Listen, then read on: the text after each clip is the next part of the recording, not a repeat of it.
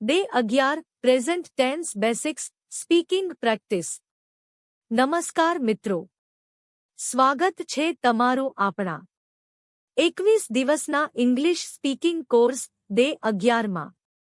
આજ સુધી તમે ઇંગ્લિશ બોલવાનો પ્રયાસ કર્યો છે,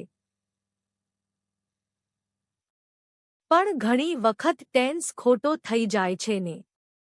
એટલે આજે આપણે ઇંગ્લિશ ગ્રામર નહીં, પણ ઇંગ્લિશ બોલવામાં કામ આવે એવો પ્રેઝન્ટ ટેન્સ એકદમ સરળ રીતે શીખીશું. ચાલો શરૂ કરીએ. Scene 1, explain what tense is. સૌ પ્રથમ એક સિમ્પલ વાત સમજો. ટેન્સ એટલે સમય. ઇંગ્લિશમાં 3 ટેન્સ હોય છે: પ્રેઝન્ટ, પાસ્ટ, ફ્યુચર. આજે આપણે ફક્ત પ્રેઝન્ટ ટેન્સ જ શીખીશું, કારણ કે આપણે રોજિંદી વાતચીત પ્રેઝન્ટમાં જ કરીએ છીએ. Scene 2, simple present introduction. હવે ધ્યાનથી સાંભળજો.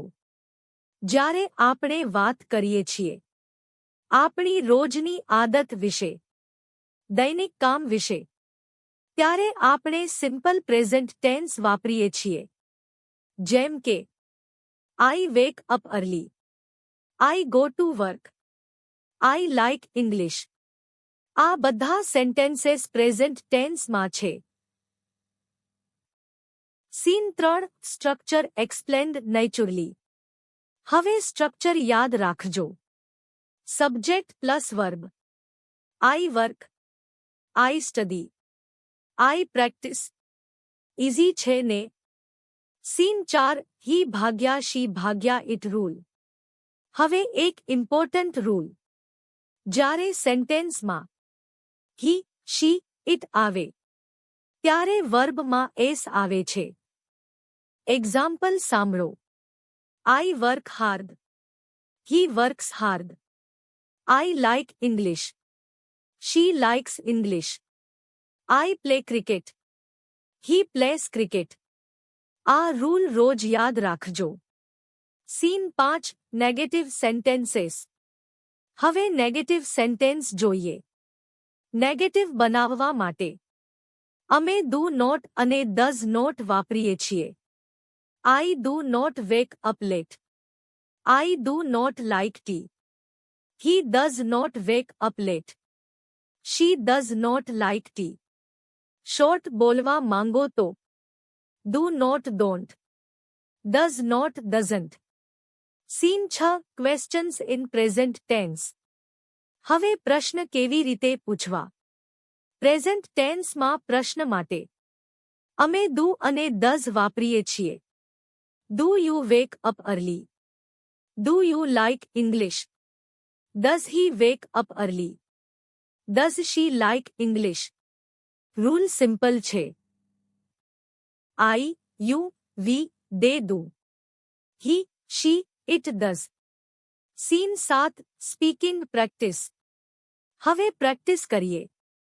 હું સેન્ટેન્સ બોલીશ, તમે પોઝ લઈને રિપીટ કરજો. I wake up early, I practise English daily, I like discourse, he wakes up early, she practises English daily, he likes ડિસ્કોર્સ. Pause લો અને બોલો. Scene 8, daily life flow. હવે રીલ લાઇફ બોલીએ.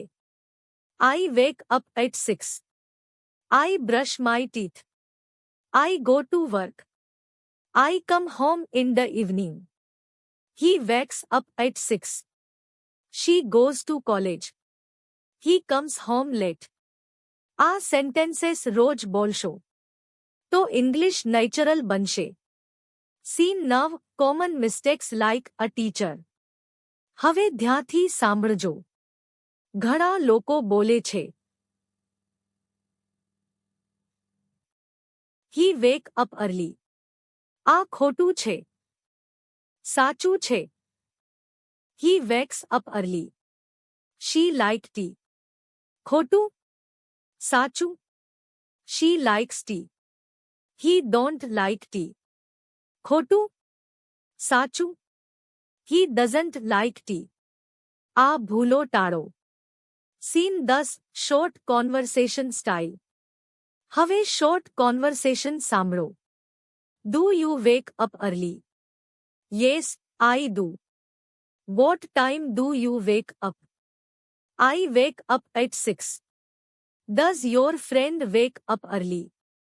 Yes, he does. આ રીતે conversation બનાવો. Scene 11 viewer interaction. હવે તમારી વારો. પોઝ લો અને જવાબ આપો. Do you wake up early? Do you practice English daily? Does your friend help you? Pause અને બોલો. Homework simple clear. હવે હોમવર્ક. કોમેન્ટમાં લખો 2 positive sentences, 1 negative sentence.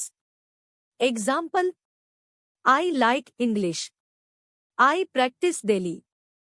I do not give up.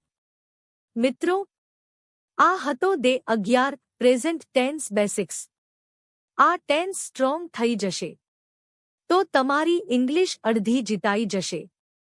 કાલે ડે 12 માં આપણે શીખીશું પાસ્ટ ટેન્સ સિમ્પલ પાસ્ટ. વિડિયોને લાઇક કરો, શેર કરો અને સબસ્ક્રાઇબ કરવાનું ભૂલશો નહીં. મળીએ ડે 12 માં.